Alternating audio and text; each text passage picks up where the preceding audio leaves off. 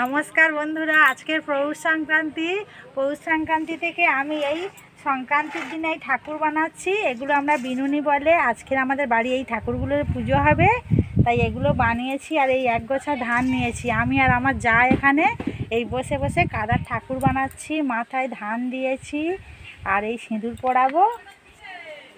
আর এই নতুন চাল গুঁড়ো করে নিয়েছি। এই চালের গুঁড়ো এই অল্প অল্প করে মাথায় দিয়ে দেব। একটা করে সিঁদুরের ফোঁটা দেব। আজকের মাসের শেষ তো, তাই পিঠে করব। দিয়ে এই ঠাকুরগুলো আমি আমার ঘরের বিভিন্ন জায়গায় বসিয়ে দেব। সারা বছর থাকবে এগুলো।